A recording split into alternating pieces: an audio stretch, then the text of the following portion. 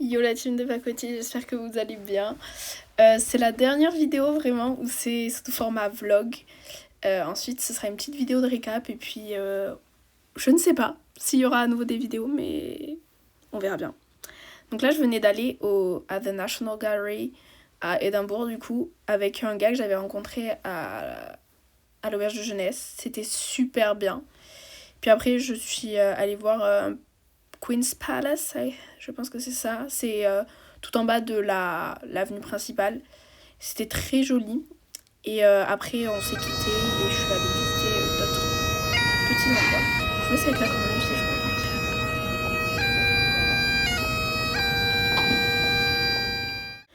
Et ici, c'est, comme vous pouvez le voir, des ammonites qu'il y a dans le sol du musée national d'Édimbourg, je crois qu'il s'appelle comme ça. Et en fait, c'est un truc que personne remarque, mais il y a des ammonites genre partout dans le sol parce qu'en fait, ce sont des anciens fonds marins. Et là, j'ai évidemment filmé mon animal totem. Ce musée est juste immense. Il y a de tout et n'importe quoi. Donc, je pense qu'il faut aller vraiment à l'essentiel. Là, j'étais fatiguée. Je suis allée voir l'essentiel. J'ai pas cherché midi à 14h. C'était très sympathique. Et cette horloge, je sais plus, je crois que c'est l'horloge du millénaire, un truc comme ça. Je vous avoue que je vous fais l'audio sans trop de réflexion ni de préparation.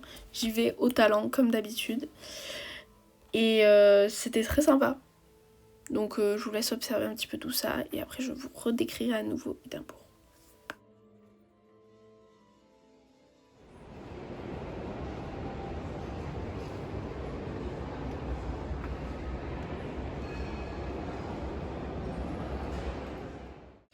Et là, c'est Victoria Street. C'est la rue super connue d'Édimbourg. La rue emblématique. Il y a plein de jolies petites boutiques toutes colorées. Et là, c'est le château vu d'en dessous. J'adore cette vue. Je trouve que c'est magnifique avec le rocher en dessous. C'est exceptionnel. Là, encore une fois, de nuit pour aller voir le marché de Noël. Ça, c'est le lendemain matin. Mon dernier matin à Édimbourg. Je suis allée me manger un Scottish breakfast. Bien lourd. Bien, j'en pouvais plus. Bien la moitié, c'était assez. Mais comme vous allez voir, j'ai réussi à terminer. Et là, c'était vraiment mon dernier passage. Ça, c'est le Museum Context. C'est, pour vous expliquer, c'est un truc auquel je suis allée. Il y avait 2 minutes de queue. Alors que là, il y avait beaucoup de monde. Et là, je partais à Londres. Ça y est, je quittais Édimbourg. Gros bisous l'Écosse. C'était incroyable. Merci. Genre, moi, je suis tellement reconnaissante d'avoir pu vivre ça. Genre, c'était exceptionnel. J'ai rencontré des personnes en or. C'était mon premier passage dans le métro. C'était un peu la crise. Et là vous avez quelques extraits de Londres. J'ai booké un free tour, donc un tour gratuit. C'est sur internet, c'est hyper avantageux parce qu'en fait tu donnes ce que tu veux. Donc si t'as vraiment pas de thunes, tu peux ne rien donner.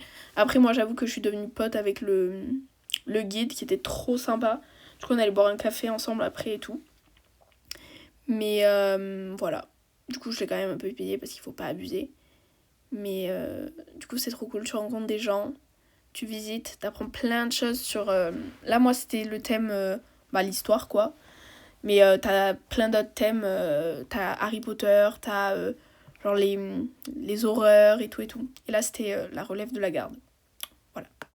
Comme vous pouvez le voir, il pleuvait, mais on avait Big Ben pour illuminer notre vie. J'étais trop heureuse de faire cette vidéo. Vous le voyez à ma tête, j'étais trop contente. Ça, c'est Westminster Palace. Et ça, je crois que c'est Westminster Abbey. Il y a un truc comme ça. Et j'ai trouvé ça vraiment magnifique, genre. Je trouve ça bluffant, genre, la géométrie, la symétrie, Ça, c'est The Thames. Et là, je suis partie sur un petit pont.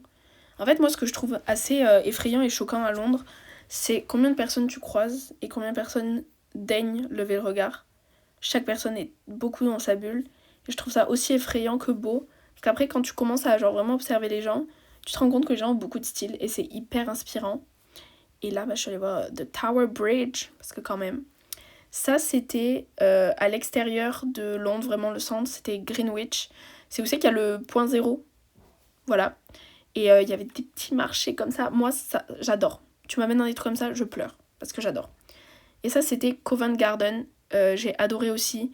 J'ai versé une petite larme parce qu'il y avait un monsieur qui jouait de la guitare et c'était trop beau.